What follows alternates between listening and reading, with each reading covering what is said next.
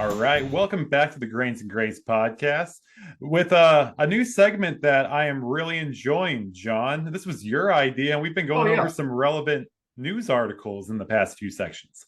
Yes, we have. And I'm going to pull that up now so everybody can see it. Yeah, you got a good one. I'm actually excited. Actually excited. It sounds like I haven't been excited about the past topics, but I'm excited to talk about this one. Yeah. So I guess if everybody can see this, okay. It's 45% of Americans say U.S. should be a Christian nation. Now, this comes from the Pew Research Center, and it is a report that they put out. It's by a Gregory A. Smith, Michael Rotold, and Patricia Tevington. And the first thing I was going to ask was your source. And Pew Research, they really do non-biased, just they do polls on everything. And Everything, so yeah. you can usually trust the numbers to be somewhat accurate when you read Yeah. these. It's a great resource. There, just look for that. It's a great resource, and you can get different topics and tools, short reads, etc. So, but it's scientifically based research, so they're doing things correctly, asking the right questions. Um, anyways, they kind of go into the fact that growing numbers of religious and political leaders are embracing the Christian nationalist label, and many of them say that the country's founders didn't want a separation of church and state, and others say that they did. And churches have pushed back, calling some Christian churches have pushed back, calling it a danger to the country. And this is the paragraph that I thought the most interesting. I'll just read it out loud. Most U.S. adults believe America's founders intended the country to be a Christian nation, and many say they think it should be a Christian nation today, according to a Pew Research Center survey designed to explore Americans' views on the topic. But the survey, listen to this one, but the survey also finds widely differing opinions about what it means to be a Christian nation and to support Christian nationalism. So, Yeah. with that being said, Ryan, you want to go first and talk about this? That was my initial question that I was going to ask too is while they're performing these polls, very scientifically and specifically, how a person interprets the question that they're answering does mean a lot.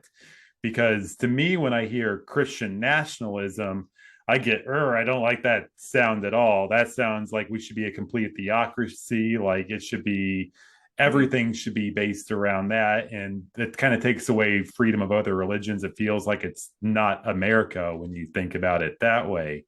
But if you're a person who's saying, well, I answered yes because I believe in my Christian values and I wish more leaders follow those values and I wish more policy had that taken into mind. I think that's a different thought than Christian nationalism. One seems almost more militant than the other, more forceful and like we should take over and force people to feel and act a certain way. So, what were your thoughts on that? It's kind of the same. Um, yeah, my thoughts were number one, I think that there is a belief in this country among certain Christian groups that this nation was founded on Christianity. Yeah. And I think it's important to note that it wasn't, that we are a secular government. And why is that important for Christians? That's like super important for Christians. But I would first point people to the letter of Tripoli, where a document signed by Congress that said to the government of Tripoli at the time, in the early beginnings of the nation, that said that the United States is in no way created based on the Christian religion or founded upon the Christian religion. You can point to other examples in history. Thomas Jefferson's letter to the Danbury Baptists, because the Danbury Baptists were concerned that the Congregationalists were going to use government to impose certain Congregationalist approaches.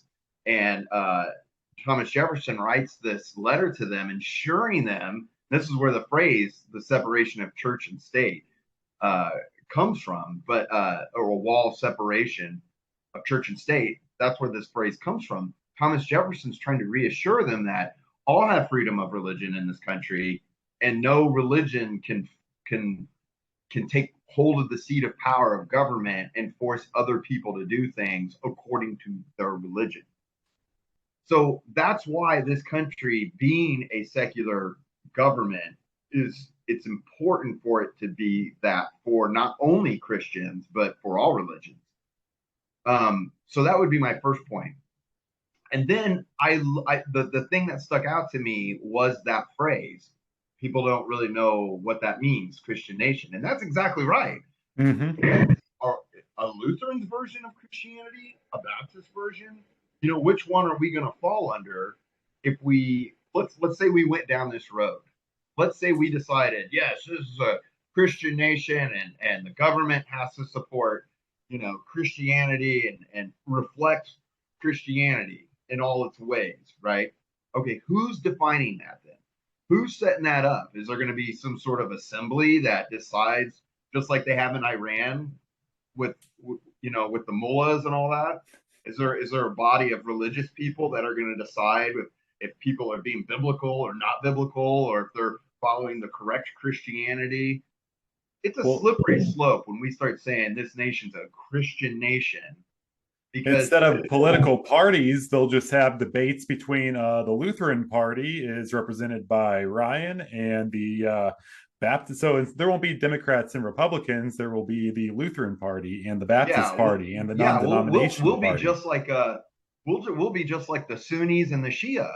We'll be the Christian versions of the Sunnis and the Shias. There's no political party. Yeah, it's just Sunnis and Sunnis and Shias fighting it out. Yeah. No, I think it's a slippery slope um, to to put have government represent one religion or denomination, and I think our founders recognized this. Yeah. And so, while I'm not somebody that's going to say that Christianity should be completely divorced from what happens in government, because people bring their religion with them. Yeah, You you know, can't leave it behind when you go into politics. exactly. If I were elected to office tomorrow, I'm going to reflect certain Christian values in that, and so that makes sense. And the people that would vote for me would expect that, probably, right? Because I would probably run on that. And so I should reflect that, and I should reflect people's opinions. And so we need to do these kinds of things through democracy and make that happen. But the idea that the government should somehow place emphasis on just the Christian religion, again, I've got to ask which one then, because that's concerned. Is it the Mm-hmm. Episcopal version? Because many of these people that are calling for Christian nationalism probably don't like, gay marriage, for instance. The Episcopals consider themselves Christians, so you see, are you still, and therefore gay marriage? So here's a problem, right? Mm-hmm. um, Well, or there's the other branches that are anti-war, and then branches that are pro-war, and it's like, which Christianity? I think it's a slippery slope. I think we're better off keeping our secular government, and then we elect people to represent us in that body of government. But then I would say one last thing, and that is, I don't like Christian nationalism for the same reason I don't like any theocracy or any um, ideology being in charge, one ideology in charge of the nation. I like what works best for our nation, and I like as little government as possible involved, because they usually mess everything up. well, and it's human nature to want to rebel against authority. I mean, it's I mean, we're gonna get people rebelling. What do we say in addition to like Pledge of Allegiance? Kids have to recite the Lord's Prayer every morning. I don't know. I feel like anytime anything is Right. forced or obligated on people, that there's going to be a natural hesitation towards it. It's not that natural relationship with Christ that we're supposed to get. It's something that's expected. And I don't know if people feel like I don't know what the end result is. Do these people that want it to be like a Christian nationalist nation, or do they think that's going to spread God's kingdom? Is that their ultimate goal? Is they think that that's how the love of God is going to be shared with more people? Or do they just want their government to reflect their views? Because, yes, as a Christian, I want everyone in our nation and the world to know who God is. I want them to have a Yeah, relationship. yeah, absolutely. And maybe that is what they are thinking, is they wish everyone in the nation did. But saying we're a Christian nation doesn't bring salvation to everyone in our nation. We still need to share God's love on those personal interactions and on a daily basis. We haven't won the fight because we've claimed our nation as a Christian nation. That doesn't really change the hearts of anyone. Yeah, it's ultimately they want groups of certain people want preferential treatment. I don't think by the government. And people are mad because they can't put 10 commandments in front of a courthouse. I don't want 10 commandments in front of a courthouse. I think you're No, making a mockery of the 10 commandments when you put them in front of a courthouse. You know, the nation didn't use the 10 commandments to come up with their laws. mm-hmm. And it's like we Christians, whenever we Christians do try to argue these points like that, we look dumb. We're looking ignorant to lots of people who understand history, I guess, clearly better than we do, because there's no historical basis for it. You have some nut jobs that are, historical revisionists, but there is no historical basis for this. The most of the founders, many of them were deists at the time. They probably weren't Christians or very well practicing Christians, and they saw this government as a secular government. Did they think that Bible reading and things like that were important for the large mass of people? They did, because just like other elites at their time, they thought it was a good way to help give morals to and a moral compass to people of the lower class. So it was basically a condescending approach to us blue collar proletariats, right, or whatever Mm-hmm. you want to call us. But do I agree with that? No, I don't. I don't agree with that approach to just using the Bible as a tool. The Bible's more than that. So in treating it, as just some rudimentary. Well, we gotta, we're elite and we're smart and we know everything, but they're idiots, so they at least need to have Bible read. It's like, no, no, we're not dumb. you know, but No, not at all. And we but talk about, I advocate the Bible reading as to grow in your relationship with God, mm-hmm. and to think and to help develop, you know, philosophy of life and things like that. You know, So I always think about our founding fathers, but even before that, people like to talk about how some of the earliest settlers here were the Puritans who came for religious freedom. So their whole purpose was to come here. And do you ever think the Puritans were just a bunch of assholes, John? I mean, they're the same yes, people that were burning people at the stake. So we use them as an that's right. example for we would love to represent and be like these great. They left where they were at for a reason. Even the people in their own country couldn't tolerate them and their religious Right. practices. So they came here. And Well, right. They were being shown intolerance, but the minute they got here, the first thing they did was show intolerance. yeah, And